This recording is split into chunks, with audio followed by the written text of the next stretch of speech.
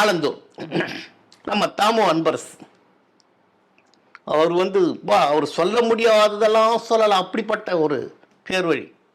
அவங்களுக்குள்ளேயே இப்போ உட்கட்சி பிரச்சனை பார்த்தோம். உட்கட்சி பூசல் எங்க என்ன ராஜா அவரு தாம்பரம் சார் ராஜான்னு வரும் சார். இனிஷியல் சார் ராஜாவோ என்னமோ டிஆர் பாலுக்கு வேண்டப்படும் அவனுக்கு சீட்டு ஒதுக்காம தனக்கு நேரடியாக கட்டிங் வராததால வேற யாரையும் வேட்பாளர் நிறுத்தியிருக்கு. அவருக்கு சார் ராஜாவுக்கு சீட்டு கொடுக்கல. அப்புறம் ஒரு பத்திரிக்கைக்காரன், சாதாரண பத்திரிக்கைக்காரன் கேட்குறான், ஊடகத்துறை சார்ந்தவன், என்னங்க அங்கங்கே மைதா மாவு கொட்டி வச்சுக்குது. அப்போ அவரு கேட்குற பெரிய புத்திசாலிதமா, மைதா மாவு என்ன விலை தெரியுமா, ப்ளீச்சிங் பவுடர் என்ன விலை தெரியுமா, நீங்களே சொல்லுங்களேன்னு கேட்குறாரு அந்த பத்திரிக்கைக்காரர். ப்ளீச்சிங் பவுடர் 13 ரூபா ஒரு வீராவேசமாக, மைதா மாவு 30-35 ரூபா. அது எப்படி மைதா மாவு?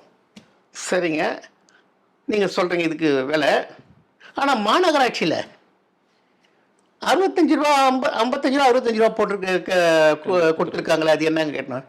அது அவருக்கு கேளுங்க, தட்டி நழுவி ஓடுறாரு. அவருடைய துறைகளில் ஏகப்பட்ட ஊழல். அங்கே இளைஞர் சரவணன் அவர் வேளச்சேரியில் எம்சியாக இருந்திருக்கலாம், மாமன்ற உறுப்பினரா, ஆனால் அவருக்கு ஆதம்பாக்கம் தான் வீடு. அவரை அங்கே போட்டிருக்காங்க. அவர் என்ன சுறுசுறுப்பாக பணியாற்றக்கூடியவர், உண்மையாக நல்ல இனிய முகத்துக்கு சொந்தக்காரர். தேர்தல் பரப்புரை அருமையாக பண்ணிட்டு இருக்கார். எல்லாரும் எனக்கு தெரிஞ்ச வரைக்கும் எல்லாரையும் அரவணைக்கக்கூடியவர், அன்பை பேசக்கூடியவர், இளைஞர் தான், ஆனால் சுறுசுறுப்பாக பணியாற்றக்கூடியவர்.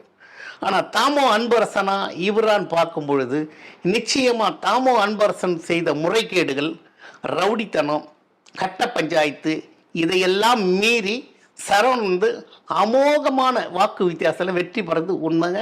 ஏன்னா அந்த தொகுதியில் அப்படி போயிட்டுருக்கு.